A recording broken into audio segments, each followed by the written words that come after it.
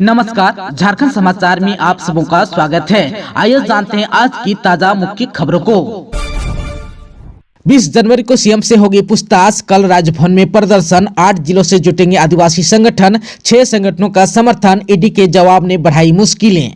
आप सबको को बता दूं कि 20 जनवरी को सीएम हेमंत सोरेन से ईडी पूछताछ करेगी। इस पूछताछ से एक दिन पहले यानी कि 19 जनवरी को आदिवासी संगठन प्रदर्शन करेंगे। यह प्रदर्शन राजभवन के पास होगा। प्रदर्शन में शामिल होने राज्य के 8 से अधिक जिलों से आदिवासी लोग आएंगे।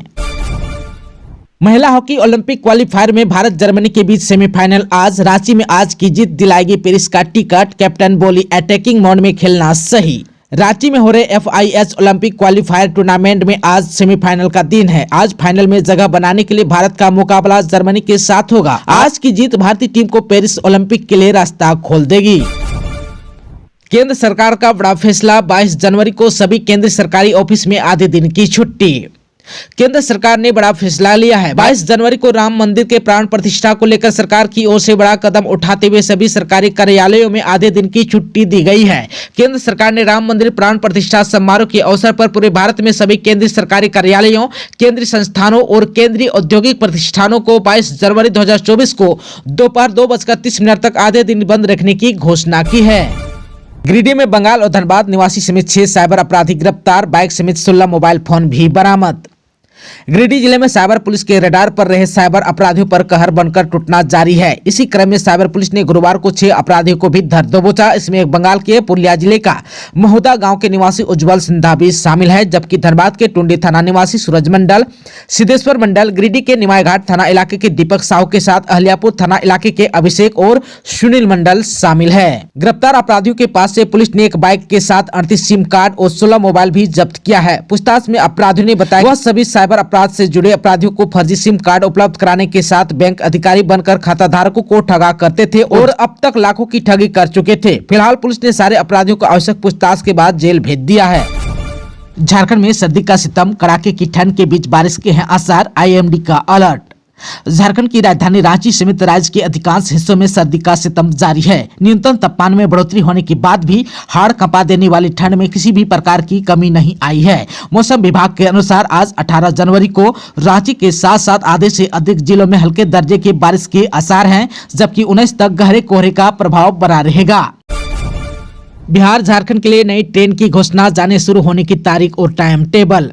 बिहार झारखंड के रेल यात्रियों के लिए खुशखबरी है। काफी दिनों से इंतजार के बाद बिहार की राजधानी पटना से झारखंड की उपराजधानी दुमका के लिए ट्रेन की आधिकारिक घोषणा हो गई है। 24 जनवरी को इसे दुमका से हरी झंडी दिखाई जाएगी, जबकि 25 जनवरी को पटना से पहली बार पटना से दुमका के लिए प्रस्थान करेगी।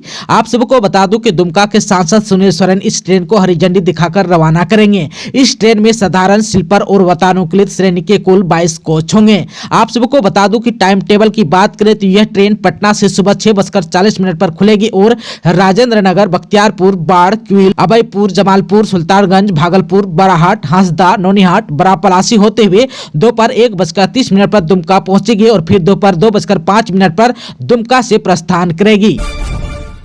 झारखंड में बम से घर को उड़ाने की नक्सली कोशिश हुआ नाकाम। बाल बाल बच्चे परिवार, पोस्टर चिपकाकर जान मारने की धमकी।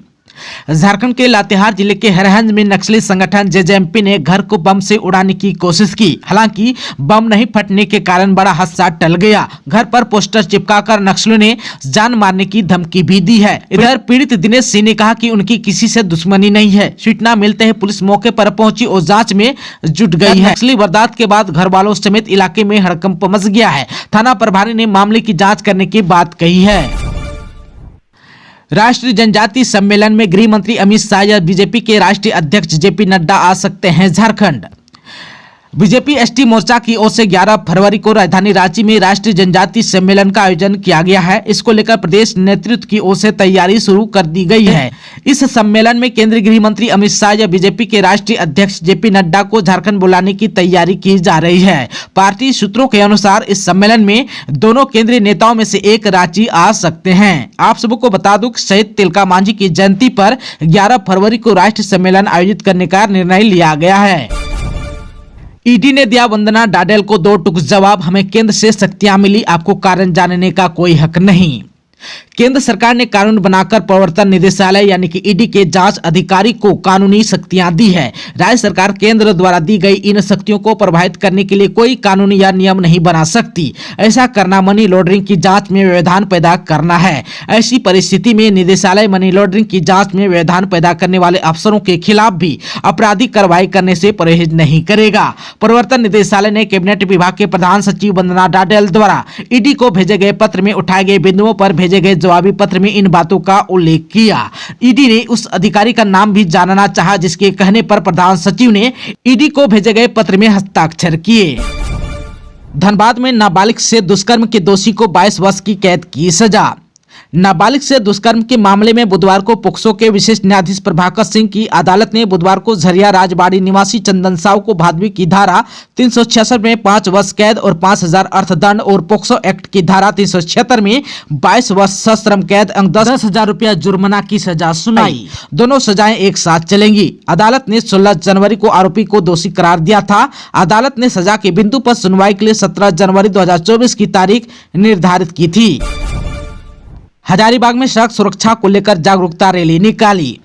Tata Steel West Bokaro division में कार्यरत आउटसोर्सिंग कंपनी गेनवेल ने सड़क सुरक्षा को लेकर जागरूकता रैली निकाली। इसके माध्यम से लोगों से सड़क सुरक्षा नियमों के पालन की अपील की गई। गेनवेल कंपनी ने डिवीजन के सीएमसी से जागरूकता रैली निकाली। इसमें कंपनी के पदाधिकारी और कर्मचारी भी शामिल थे। जागरूकता रैली सीएमसी चौक पर जाकर नुक्कड़ सभा में तब्दील हो गई। कंपनी के प्रोजेक्ट मैनेजर राजशेखर रॉय ने कहा कि इस कार्यक्रम का मुख्य उद्देश्य लोगों को यातायात नियमों का प्रति जागरूक करना है।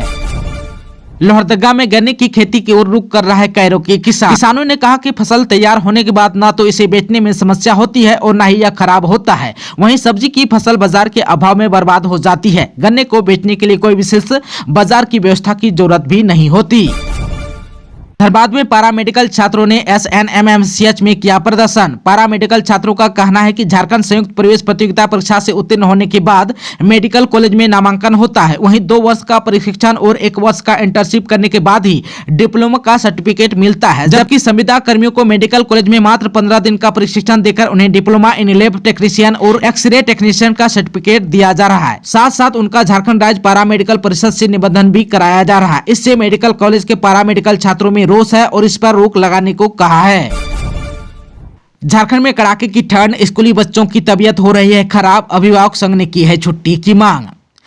झारखंड में मौसम का मिजाज बदला बदला सा है। कड़ाके की ठंड के बीच घने कोहरे पड़ रहे हैं। ठंड और मौसम में बदलाव के कारण बच्चों की तबीयत खराब हो रही है। इसके बाद भी राज्य के स्कूलों में ना तो समय में बदलाव किया गया है और ना ही छुट्टियां दी गई है। झारखंड अभिभावक संघ और अखिल झारखंड प्राथमिक शिक्षक संघ ने अधिकारियों को पत्र लिखा है और ठंड और शीतलहरी को देखते हुए जल्द निर्णय लेने का आग्रह किया है। झारखंड अभिभावक संघ ने शिक्षा विभाग के प्रधान सचिव और राज्य के सभी डीसी को पत्र लिखकर स्कूलों के समय में बदलाव करने व छुट्टी किए जाने की मांग की है।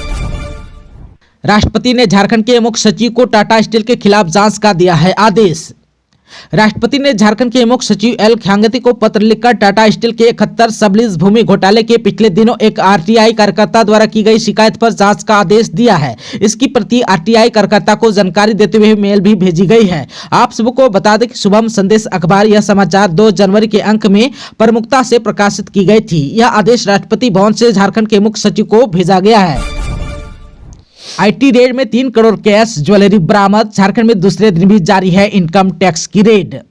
झारखंड की कोल नगरी यानी कि धनबाद में कोयला अनिल गोयल ग्रुप और दीपक पोद्दार ग्रुप के आवास होटल हाटकोट भट्टा पर इनकम विभाग की टीम की रेड दूसरे दिन भी जारी है। आप सबको बता दूं कि धनबाद में कुल 40 स्थानों पर आईटी की रेड बुधवार से ही चल रही है। इनकम टैक्स विभाग का रेड में 3 करोड़ नगद के साथ साथ कीमती जेवरात भी हाथ लगे हैं। साथ ही लेन देन संबंधित दस्तावेज भी टीम के हाथ लगे हैं। बरामद नगद जेवरात और दस्तावेजों को आईटी ने जब्त भी कर लिया है। अनिल गोयल और दीपक पोद्दार के अलावे सुरेश चौधरी, मन्नू सिंह, प्रिंस होटल के मालिक रमेश गोयल, क्राउन प्लाजा के होटल के शब्बीर आलम, बेडलॉक होटल, राणा रंजीत सिंह, सुरेश अग्रवाल, अनिल खेमका के यहाँ भी आईटी की रेड चल रही है। झारखंड सरकार पर केंद्र की शक्तियों को हथियाने की कोशिश का आरोप, प्रधान सचिव के पत्र पर ईडी का जवाब।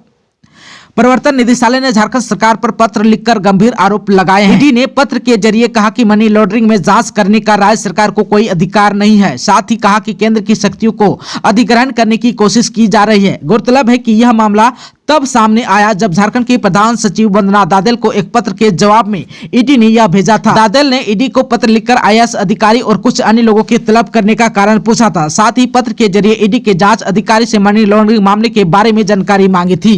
झारखंड के 14 खनिज ब्लॉक नीलामी के लिए तैयार, मार्च से मिल सकता है बालू। झारखंड के 14 खनिज ब्लॉकों को नीलामी के लिए तैयार कर लिया गया है। झारखंड में पहली बार स्टेट सैंड माइनिंग पॉलिसी 2017 के अनुसार कुल 216 बालू घाटों की नीलामी करा ली गई है। इसका LOI जारी हो गया है। मार्च से बालू की बिक्री होगी। यह जानकारी खान एवं भूतत्व विभाग के सचिव अब्बू बकर सिद्दीकी ने सूचना भवन में दी। मौके पर खान निदेशक अरवा राजकमल भी मौजूद थे। दोस्तों, अभी तक आपने चैनल को सब्सक्राइब नहीं किया है तो प्लीज चैनल को सब्सक्राइब कर बेल आइकन को प्रेस कर दीजिएगा ताकि खबरों का अपडेट आपको मिलता रहेगा। इसके साथ ही आज के खबरों में बस इतना ही। हमें दीजिए इजाजत। नमस्कार।